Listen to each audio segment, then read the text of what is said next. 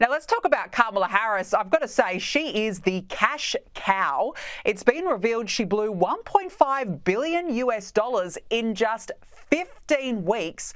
Josh, how on earth did the campaign spend that much money during the election?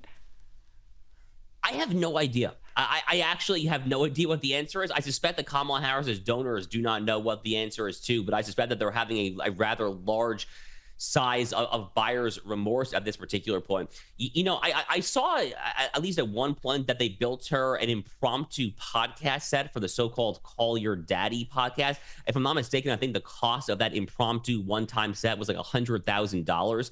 And things are so bad for Kamala Harris that the host of that podcast, of this very left-wing podcast, the Call Your Daddy podcast, actually said, oh, wait, my permanent set doesn't even cost $100,000. What the heck are you doing there? So, I mean, I have no idea who is controlling the purse strings with this particular campaign, but this is going to go down as one of the most profligate political campaigns in the entire history of this country, which, by the way, is very fitting because this current administration, the Biden-Harris administration, in which she has served as the nominal putative vice president, also goes down history as one of the most profligate administrations in American history.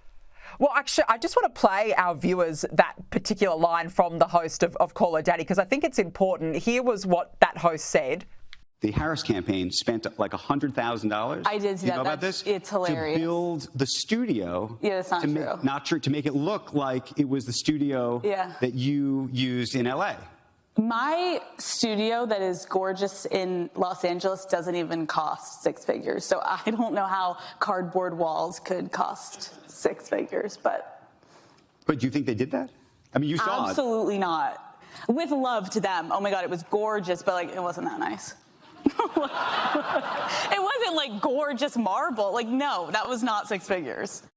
You know, Josh, what I find funny about this is that Call Her Daddy, they thought, oh, well, we've got this huge coup. We've got Kamala Harris on. Now she's lost, and now the host is coming out slamming this decision to build a set. I mean, no wonder voters could see right through Kamala Harris.